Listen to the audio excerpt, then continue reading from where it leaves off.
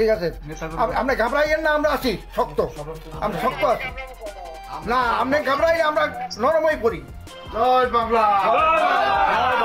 বাংলাদেশের সাবেক প্রধানমন্ত্রী শেখ হাসিনার সঙ্গে ফোনে কথা বলায় বরগুনা জেলা আওয়ামী লীগের সাধারণ সম্পাদক ও জেলা পরিষদ চেয়ারম্যান মোহাম্মদ জাহাঙ্গীর কবিরকে আটক করেছে পুলিশ।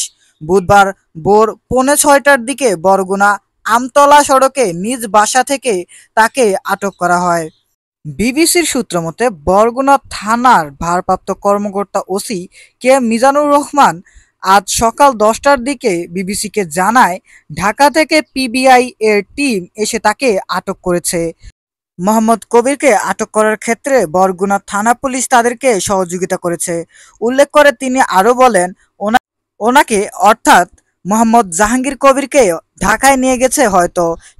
কী কারণে এই আওয়ামী লীগ নেতাকে গ্রেপ্তার করা হয়েছে জিজ্ঞেস করলে তিনি বলেন, সাবেক প্রধানমন্ত্রীর সাথে ওনার কথোপকথনের একটি ভিডিও ভাইরাল হয়েছে গতকালকে, হয়তো সে কারণেই তাকে গ্রেপ্তার করা হয়েছে বলে তিনি ধারণা করেন। গত 12ই আগস্ট তিনি তার নিজ বাড়িতে বসে বাংলাদেশের সাবেক প্রধানমন্ত্রী শেখ হাসিনার সঙ্গে ফোনে কথা বলার একটি ভিডিও সামাজিক যোগাযোগ মাধ্যমে ছড়িয়ে পড়ে। সেই ভিডিওতে দেখা যায় সেখানে উপস্থিত মানুষজন সাবেক প্রধানমন্ত্রী শেখ হাসিনার পক্ষে স্লোগান দিচ্ছেন এবং জাহাঙ্গীর কবির শেখ হাসিনাকে মনে সাহস রাখতে বলছেন।